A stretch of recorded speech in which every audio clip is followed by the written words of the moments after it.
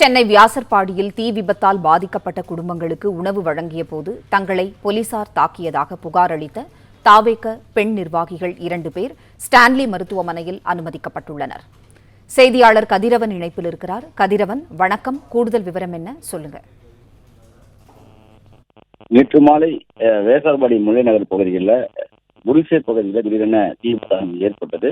சுமார் 15க்கும் மேற்பட்ட குடிசைகள் தீயில் எரிந்து நாசமாகி நிலையில் அதில் வச்சு வந்த 30 குடும்பங்கள் பாதிக்கப்பட்டு அருகில் உள்ள பள்ளி ஒன்றை தங்க வைக்கப்பட்டிருக்கிறார்கள். அவர்களுக்கு பல்வேறு அரசியல் கட்சியினர் மற்றும் சமூக ஆர்வலர்கள் உணவு போன்ற அத்தியாவசிய தேவைகளை அவர்கள் வழங்கி வருகிறார்கள். அதே போலதான் நேற்று தாவேக்கை தொண்டர்களும் உணவு ஏற்பாடு செய்து அந்த தங்கியிருக்கக்கூடிய பள்ளிக்கு சென்று பொடிகளோடு அவருக்கு உணவு வழங்க ஏற்பாடு செய்து உள்ளே சென்று கொடுத்து கொண்டதாகவும் அப்பொழுது போலீசார் அவர்களை அப்புறப்படுத்தியதாகவும் அதில் ஏற்பட்ட வாக்குவாதத்தில் பெண் நிர்வாகி இருக்கக்கூடிய கங்காதேவி என்பதை காவல்துறை ஆய்வாளர் ஒருவர் ஷூ கலரை எட்டி ஒதுக்கு தாக்கியதாகவும் மேலும் தமிழ்ச்செல்வி என்பவர் ஆடைகளை கிழித்து கன்னத்தில் அறைந்ததாகவும் கூறி ஒரு புகார் ஒன்றை காவல் துணை ஆணையர் அலுவலகத்தில் கொடுத்திருக்கிறார்கள்.